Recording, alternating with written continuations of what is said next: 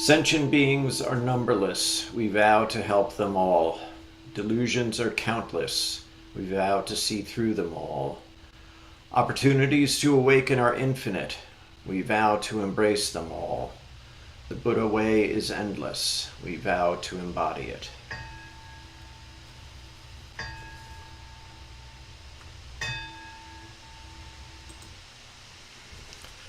So we'll start off with our customary 15 minutes of seated meditation.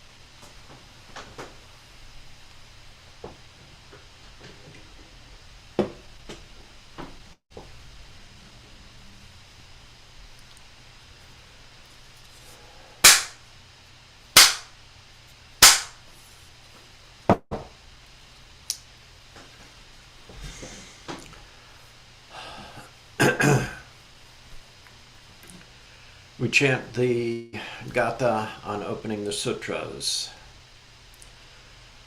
This Dharma, incomparably profound and minutely subtle, is rarely encountered, even in hundreds of thousands of millions of ages. Now we see it, hear it, hold and maintain it. May we completely realize the true mind of all Buddhas.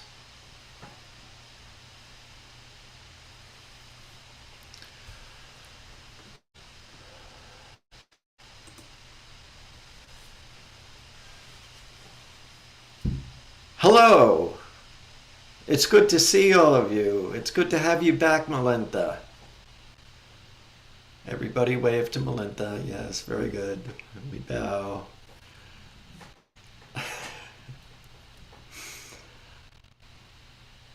There are a couple of writings that are among the most misinterpreted writings in the entire Buddhist canon.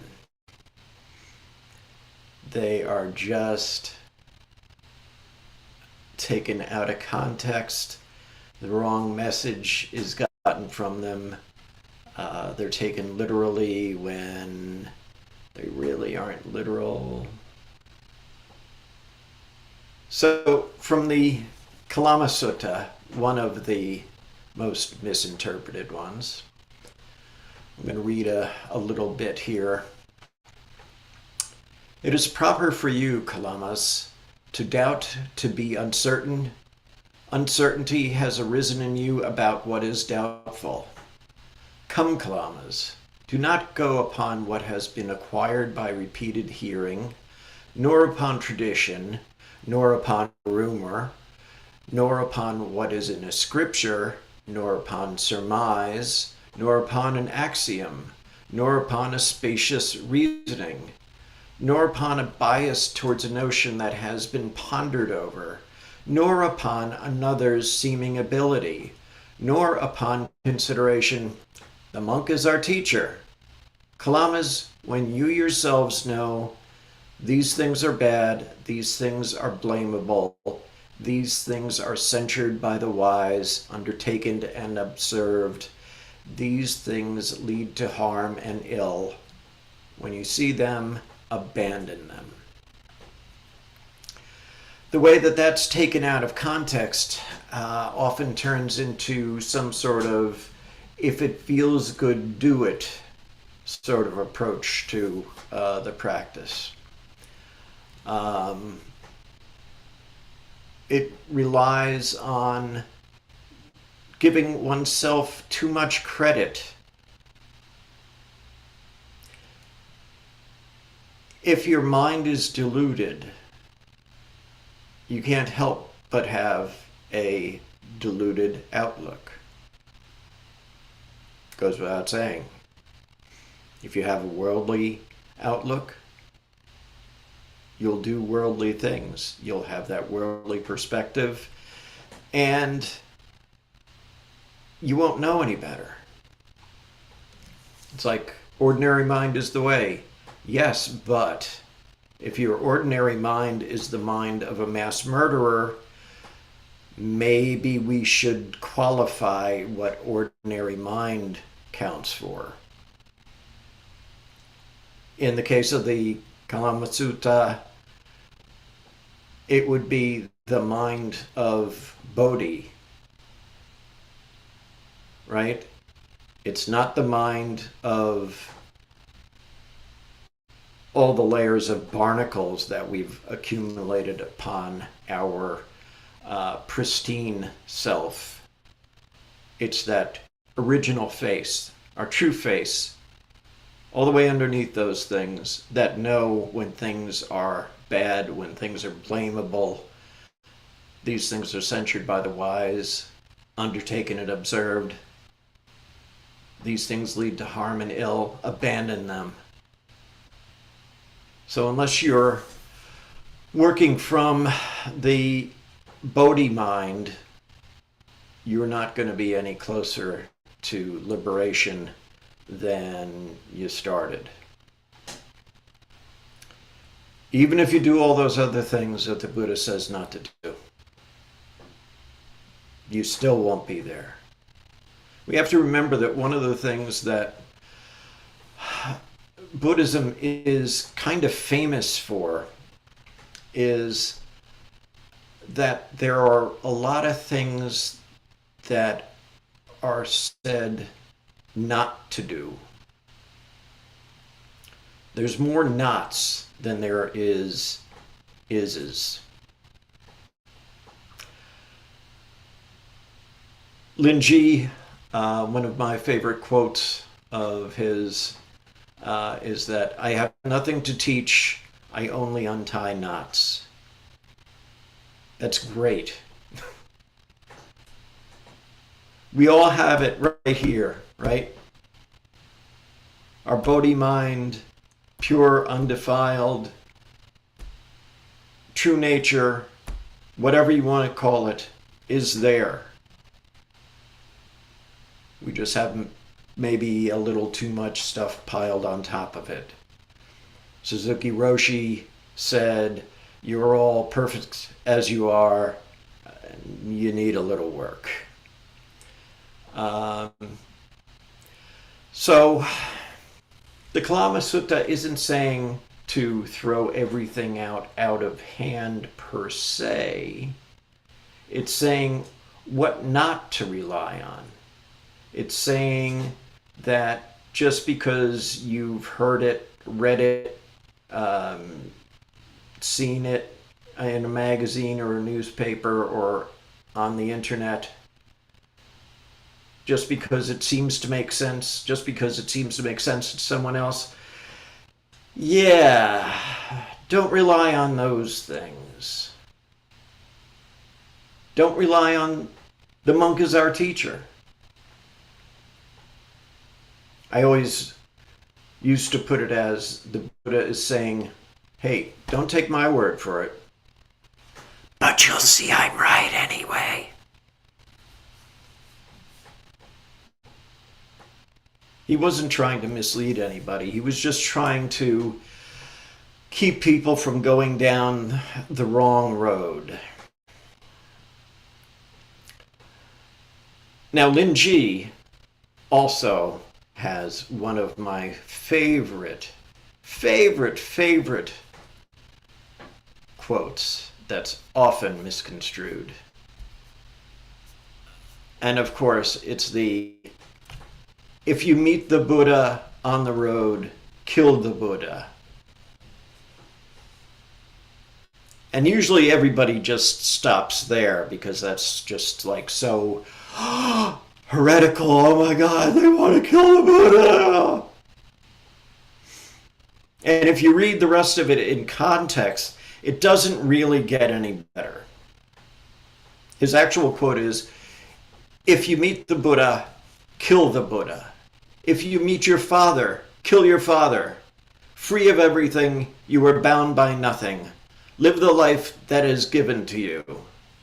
There's also some lines about killing patriarchs and killing arhats and other things that you might be able to kill if you met them on the road. And people just like, quite often, if they don't have the heresy reaction, they might have the, yeah, I'm iconoclastic, I'm cool, I'm gonna kill the Buddha. You'll see. And of course, it's not meant literally.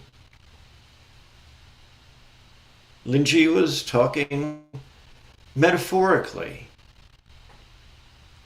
Even though we think of Lin Ji as, or at least I do, as the guy who was quick to wield the stick, in this case, what he's talking about was hindrances, right? If you're attached to hearsay and rumor and stuff that someone else said, stuff that you read on the internet, kill them if they're a hindrance. If your family is a hindrance to your liberation, kill them. Not literally. The Buddha himself killed his family in a way when he first left home, right? He didn't physically kill them, but he killed his attachment to them. And, in the 21st century, everybody thinks, oh, that's, child abuse, or how deadbeat dad of him was it. And personally, I just say it happened 2,600 years ago, and I don't know what the customs were then or any of that, and it doesn't matter. What matters is that he left home and he found a way to liberation. So when we run into these hindrances, what do?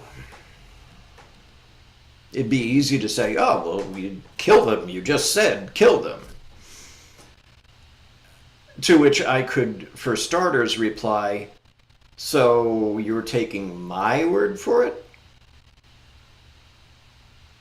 Isn't that what the Kalama Sutta was saying not to do, among other things? Just because I said something doesn't mean you should do it. If there's a knot or two that I can untie, great, you're welcome. But if you expect anything that's not an explanation of what's already inside you, you've come to the wrong guy. So there's one other thing I want to read you from Linji.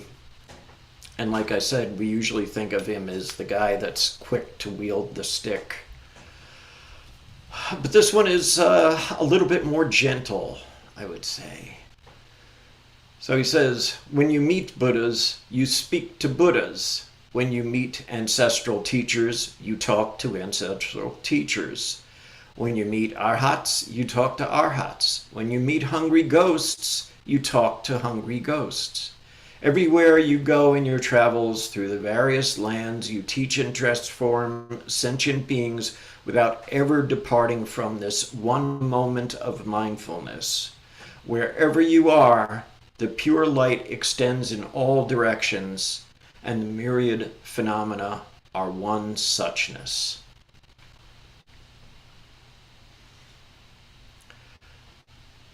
In the Diamond Sutra, the Buddha says that in that entire sutra, he hasn't spoken a single word.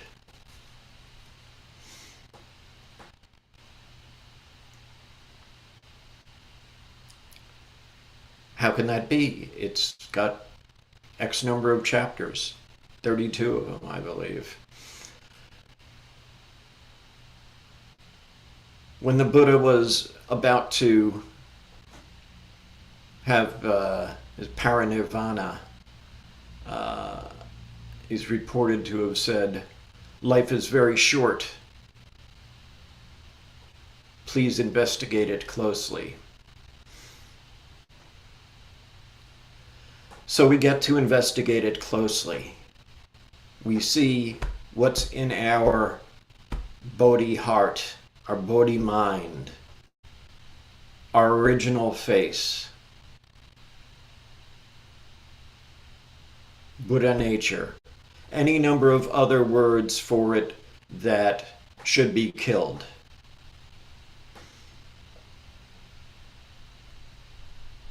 The Great Way is beyond words and scriptures, but we use them skillfully when we need to. So we can talk to the hungry ghosts, so we can talk to the arhats or whomever. So in closing, I'd like to ask everybody, so who's your favorite Zen teacher?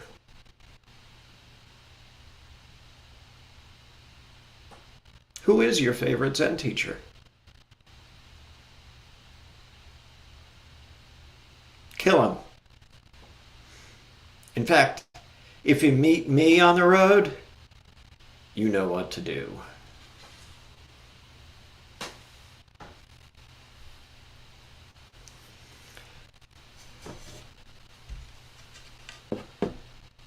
All right, so we will come back with our next 15 minutes of seated meditation.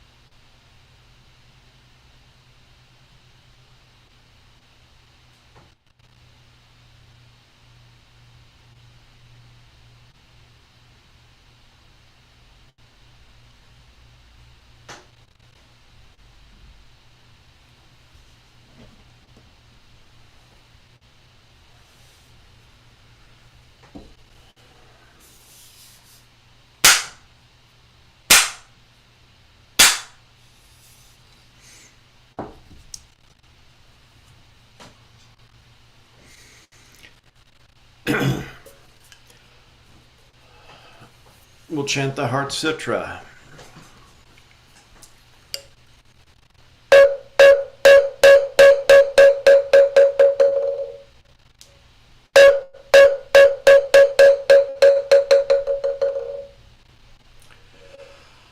Mahaprajna Paramita Hridaya Sutra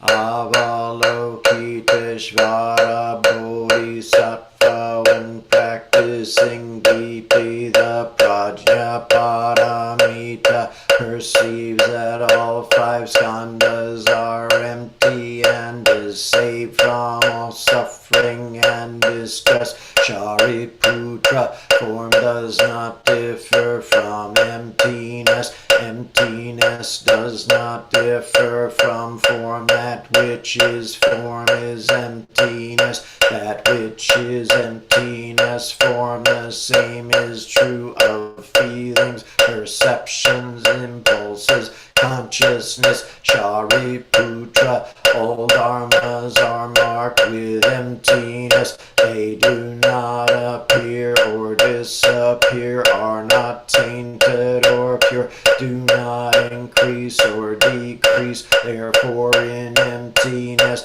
no form, no feelings, perceptions, impulses, consciousness, no eyes, no ears, no nose, no tongue, no body, no mind, no color, no sound, no smell, no taste, no touch, no object of mind, no realm of eyes, and so forth until no realm of mind consciousness, no ignorance, and also no extinction of it, and so forth until no old age and death, and also no extinction of them, no suffering, no origination, no stopping, no path, no cognition, also no attainment, with nothing to attain. The bodhisattva depends on prajna paramita, and the mind is no hindrance. Without any hindrance, no fears exist. Far apart from every perverted view, one dwells in nirvana. In the three worlds, all Buddhas depend on prajna paramita and attain anuttara samyak sambodhi. Therefore know that prajna paramita is the great transcendent mantra, is the great bright mantra, is the utmost mantra, is the supreme mantra, which is able to relieve all suffering and is true, not false. So proclaim the prajna paramita mantra. Proclaim the mantra which says gate gate paragate parasangate bodhi swaha. Gate gate paragate parasamgate bodhi swaha. Gate gate paragate parasamgate bodhi swaha.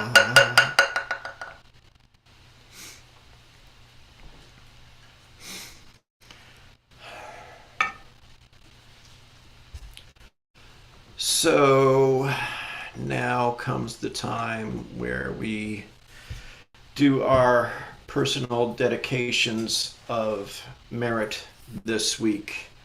And I'd like to mention that one of our Sangha members has presented the Sangha with some dana so that we can dedicate this week's service to her.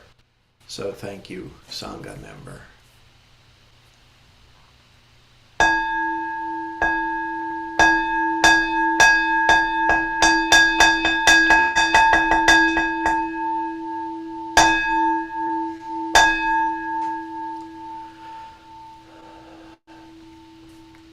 All sentient beings are one seamless body and pass quickly from birth to death.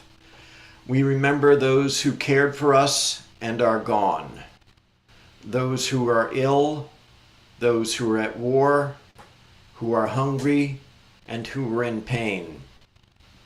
May they heal and have peace. We especially dedicate our service to Mike Gingy Wood, Mrs. Kanti Pereira, Bailey and Joanne Sheridan. We'd like to allow anyone else to add anyone in at this point. Christy Rogel. Anyone else? Isaac. Any others? All beings in the 10 directions, subject to the greed, hatred, and delusions of themselves and others.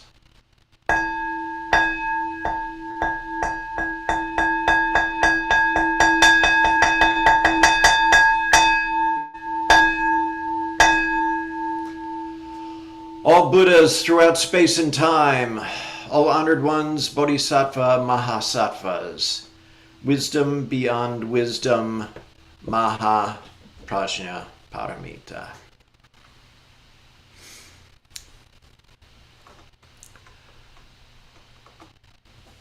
So we'll recite our faith and practice vow.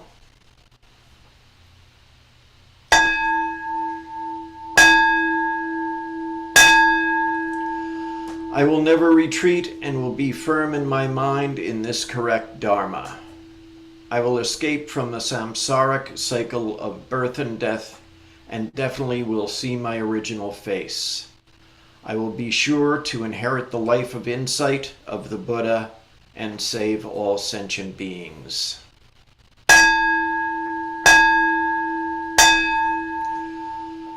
Life and death are of supreme importance. Time passes swiftly by and opportunities to awaken are easily lost. Strive to realize your true nature and do not squander your time by night or day.